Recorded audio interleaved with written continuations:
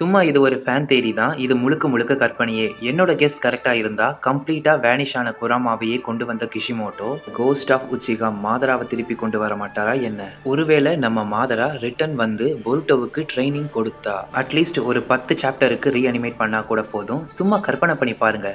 இன்டர்நெட்டே crash ஆயிடும். படு வீழ்ச்சிக்கு போய்க்கிட்டு இருந்த பொருட்டோவே இப்ப டூப்ளோ வார்டெக்ஸ்ல குராமா ரிட்டர்ன் ஆனதுக்கு அவன் தலைய பிச்சுக்கிட்டு பொருட்டோவை பிடிக்கலன்னு சொன்னவன் எல்லாம் இப்ப பொருட்டோ டூப்ளோ வார்டெக்ஸ் எல்லாரும் தலையில தூக்கி வச்சு கொண்டாடுறாங்க. ஒருவேளை மாதரா ரிட்டர்ன் ஆனா அவ்வளவுதாங்க, அனிமி ஹிஸ்டரியிலேயே மிகப்பெரிய பிரளயமே வெடிச்சிடும். வெறும் மங்காவுக்கே கலெக்ஷன் சும்மா அள்ளிடும். அதுவே அனிமி அடாப்ட் ஆகும் போது நினைச்சு பாருங்க, இது நடக்கிறதுக்கு ரொம்பவே சான்ஸ் இருக்கு. லாஸ்டா மாதரா இறக்கிறதுக்கு முன்னாடி அவரோட எல்லா தப்பையும் உணர்ந்திருப்பாரு. நம்ம த காட் ஆஃப் ஷினோபி ஹாஷிராமா செஞ்சு கிட்ட மனசார மன்னிப்பு கேட்டிருப்பாரு. சோ அதனால இப்ப மாதரா ரிட்டர்ன் ஆனாலும் டெஃபினட்டா வில்லனா மாற வாய்ப்பே இல்ல. வேற உலகத்திலிருந்து வந்து எங்க உலகத்தையே அழிக்க பாக்குறியா அப்படின்னு ஜூராவை போட்டு பொழக்க வேணா செய்வாரு மாதரா. இப்ப எனக்கு இருக்கிற ஒரே ஆசை, மாதராவை ரிட்டர்ன் கொண்டு வந்து பொருட்டோவை ட்ரெயின் பண்ணணும், அவ்வளவுதான். அப்படி மட்டும் நடந்தாலே போதும். அதுக்கப்புறம் பொருட்டோவை எவனாலையும் தொடக்கூட முடியாது.